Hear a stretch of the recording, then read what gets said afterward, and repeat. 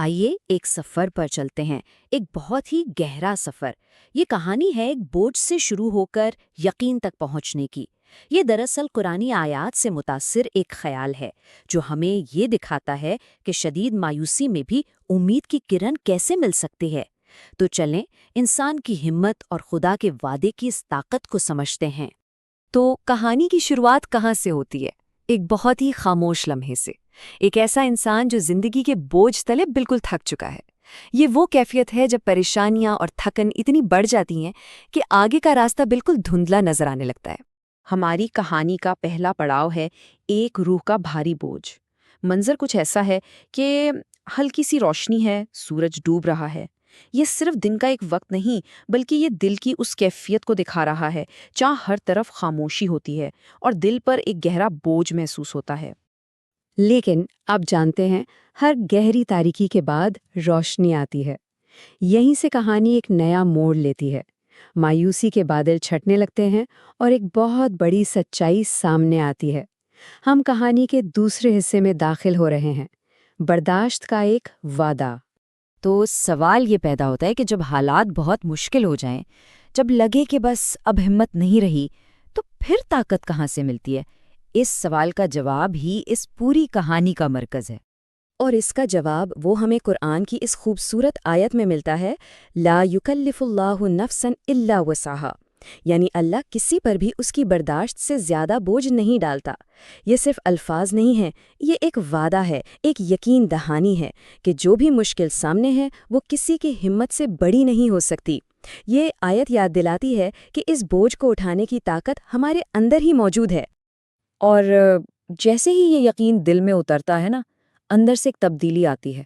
جو انسان ہمت ہار کر بیٹھ گیا تھا وہ اب اٹھ کھڑا ہوتا ہے، اور اس کے اٹھتے ہی آس پاس کی مدھم روشنی بھی دھیرے دھیرے بڑھنے لگتی ہے۔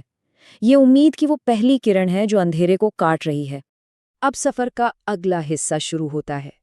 یہ سفر باہر کا نہیں بلکہ اندر کا ہے، یعنی رحمت کے لیے ایک دعا۔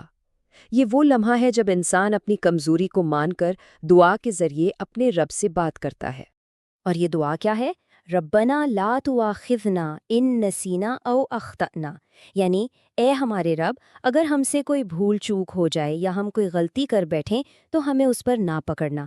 یہ صرف معافی مانگنا نہیں ہے بلکہ یہ اس بات کا اعتراف ہے کہ ہاں، ہم انسان ہیں، ہم سے غلطیاں ہوتی ہیں۔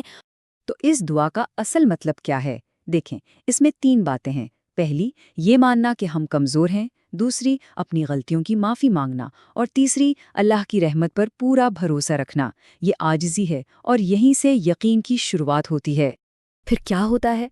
ہاتھ دعا کے لیے اٹھتے ہیں، آنکھوں میں آنسو ہیں، لیکن یہ مایوسی والے آنسو نہیں ہیں، یہ تو وہ آنسو ہیں جو دل کو سکون دیتے ہیں۔ یہ وہ لمحہ ہے جب دل کا سارا بوجھ آنسوؤں کے راستے بہہ جاتا ہے اور اس کی جگہ ایک گہرا اطمینان لے لیتا ہے۔ اور اب ہم پہنچتے ہیں کہانی کے آخری حصے میں، جہاں روشنی ہی روشنی ہے۔ یہ ہے راحت کا راستہ۔ جو تبدیلی دل میں آئی تھی اب وہ باہر کی دنیا میں بھی نظر آنے لگتی ہے۔ اور پھر ماحول میں ایک عجیب سی ایک علامتی تبدیلی آنا شروع ہو جاتی ہے۔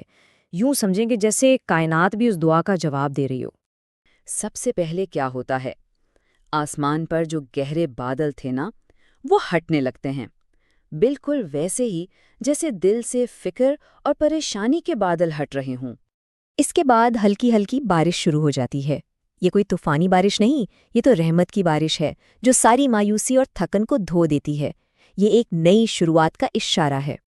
اور جیسے ہی بارش رکتی ہے، سامنے ایک بالکل صاف روشن راستہ نظر آنے لگتا ہے۔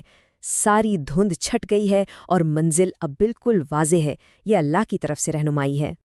اور اب وہی انسان جو کبھی ہمت ہار بیٹھا تھا اب اسی راستے پر چل رہا ہے، لیکن ایک نئے اعتماد کے ساتھ۔ اب اس کے قدموں میں ڈر نہیں بلکہ یقین ہے۔ آخرکار یہ سفر ایک بہت ہی نرم اور روشن روشنی میں ختم ہوتا ہے۔ یہ اس بات کی نشانی ہے کہ اب مکمل سکون مل چکا ہے، روح کو اطمینان حاصل ہو گیا ہے۔